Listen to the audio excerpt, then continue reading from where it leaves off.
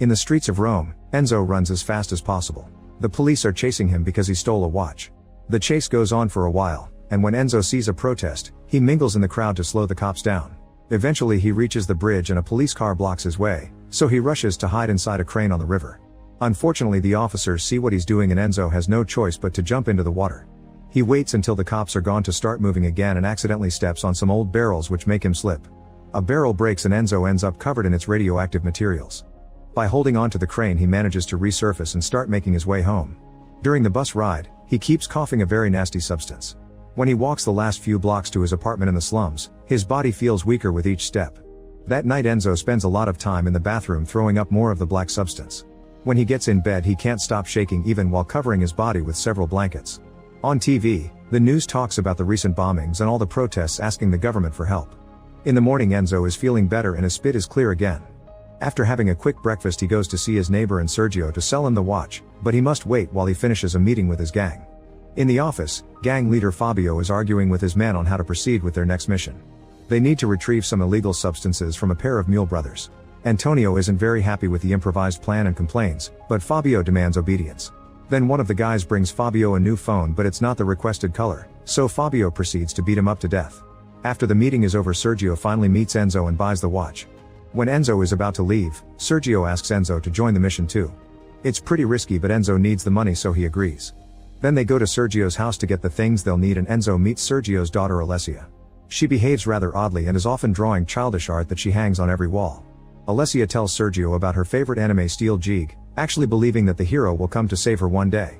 When the men leave, Sergio apologizes for his daughter's behavior and reveals she's psychologically damaged. She was already special as a kid, but after her mother's death she shut herself off from reality. Moments later Sergio and Enzo pick up the Mule brothers at the airport and drive them to an empty construction site. One of them feels sick and the other insists they should go to the hospital, but Sergio punches him and tells him to hand over the packages first. The brothers have the substances hidden in their bodies and the mission is to take them out safely. They move to the 10th floor of the building where the brothers are supposed to poop the packages out, however the sick brother suddenly has a seizure and dies. Apparently the package broke in his stomach and he had an overdose. Sergio announces they'll have to cut the body open to get the package. The living brother gets angry and throws water at Sergio's face to distract him before stealing his gun. At the same time Sergio picks up a call on his cell phone, so another gang member hears how Sergio gets shot multiple times. With his last strength, Sergio smashes the guy's head against a column. As both bodies collapse, the brother shoots one last time and hits Enzo in the shoulder, causing him to fall off the tall building. Enzo's body hits the ground with unbearable pain, yet there isn't a single injury. He stands up feeling sore and confused, so he runs away. Meanwhile Fabio and his gang meet with Nuncia, a dangerous terrorist and one of the biggest dealers in Rome. Fabio is supposed to bring her the packages from the brothers, so he lies and promises he'll get her the stuff soon. He knows that if he fails she'll kill him. On his way home Enzo is stopped by Alessia, who asks about her father. Enzo ignores her and enters his apartment to rush to the bathroom, where he covers the bullet wounds with some toilet paper. Alessia refuses to give up and starts pounding on his door, causing a very frustrated Enzo to answer by punching the wood. To his shock, he creates a hole with just his fist. To test this he pushes the wardrobe and rips the radiator off the wall to bend it, which confirms he now has super strength. Next Enzo goes out with his face covered and finds an ATM. He uses his new strength to hit it a few times, getting it loose enough to rip it off the wall. He takes it back to his place and uses the money to finally fill up his fridge and buy some dirty movies. When he checks the wound on his shoulder, it's already healed. At that moment he hears screaming and comes out to discover Fabio and his men harassing Alessia. It turns out they don't know where Sergio took the brothers and they need the information, but Alessia answers with more of her delusions. At first Enzo ignores them and tries to go downstairs, but Fabio is annoyed by his presence and slaps him. Enzo just keeps moving and the gang pushes Alessia into her home. They start searching the place for the illegal packages and when they grab Alessia's anime DVD she freaks out, scratching Fabio in the process. He immediately hits her a few times before asking one of his men to grab her. While the guy touches her in the wrong places, Fabio gets a knife and threatens to kill her if she doesn't tell him where Sergio is. Suddenly Enzo bursts through the window with his face covered to hide his identity. A gangster comes closer to punch him, but Enzo barely feels any pain and easily picks the big guy up to throw him on the table. Fabio grabs Alessia hostage and orders his men to stop the stranger, however Enzo defeats them all in seconds thanks to his new power. A terrified Fabio then announces they're leaving and the men rush out of the apartment. Alessia uses the chance to hit Fabio and free herself, causing him to fall. Fabio brings down the knife on Enzo's foot before running away with his men. Afterward Enzo removes the knife and looks inside his shoe to discover he's lost a toe. Alessia thinks Enzo is the hero from her favorite anime and asks him to take her to his home so she can be safe. They go to his place and Enzo sews the finger back on his foot while Alessia keeps rambling about the animated superhero. She thinks Enzo should help the whole city, but he claims he doesn't care about people and only saved her because she's Sergio's daughter. When she asks about her dad again, he says he doesn't know where he is. That night Alessia sleeps on the bed and Enzo takes the couch, but he can't fall asleep because he's distracted by her body. When he searches her jacket, he finds a box containing some papers that detail a plan to rob an armored truck. The next morning Enzo wakes up to find Alessia watching a dirty movie and immediately turns it off. When he checks his foot he discovers his toe hasn't reattached to his body, so it seems not all injuries can heal. Since Alessia doesn't have any relatives, Enzo takes her to the nursing home where Sergio sent her whenever he was put in jail. Enzo promises he'll come back for her tomorrow and plays along when she keeps calling him the name from the anime. When Enzo returns home, he studies Sergio's plan but also watches some episodes of Alessia's favorite series. Meanwhile, the security footage of Enzo stealing the ATM has gone viral.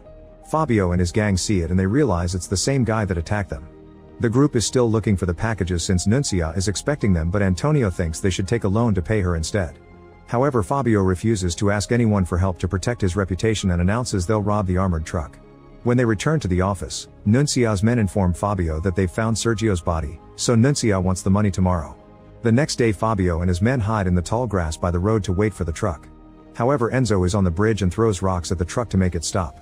Then he jumps on it, breaks the window, and throws the driver out. The other employee surrenders in fear, so Enzo proceeds to punch the back door. Once he manages to rip it off he can steal all the money. A furious Fabio comes out of hiding to open fire, but Enzo just runs away. The gang has no choice but to do the same since the employee is already calling the police. That night Enzo fills up his fridge again and buys a projector to continue watching the series. The moment is interrupted by the doorbell, and when he looks out the window he sees a police car parked outside. Enzo opens the door just enough to find two police officers who found Alessia wandering around, so they brought her back. Once the cops are gone, Alessia gives Enzo something she knitted for him, saying he should wear it when he transforms. Enzo tries telling her that he doesn't want her there, but Alessia discovers he's bought the whole DVD set of her favorite series and they end up watching it together. During the marathon Alessia reaches out for more food and accidentally grabs Enzo's hand instead. He holds it gently and squeezes it, but when he removes a DVD box from under her leg Alessia has a breakdown. She thinks Enzo is trying to get dirty with her and begs for mercy while saying it hurts. Realizing she was abused in the past, Enzo hugs her and swears he won't hurt her.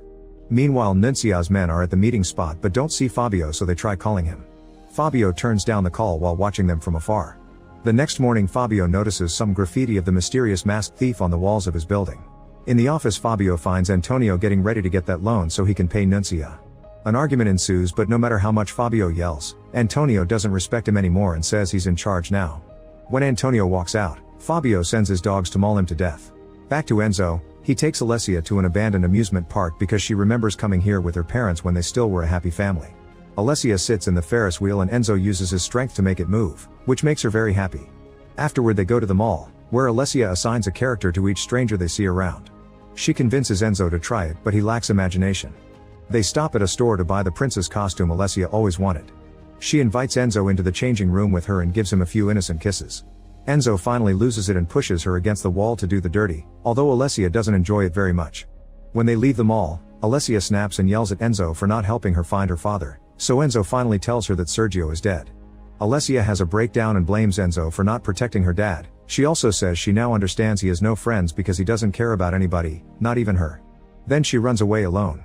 In the meantime, the truck robbery appears on the news and Fabio throws things around his office in jealousy of the stranger's popularity. Seconds later Alessia gets on the tram, but it suddenly stops when Enzo grabs it from behind. The people see his strength and realize he's the infamous thief, so they start recording him. After getting the tram system to stop, Enzo goes inside and apologizes to Alessia.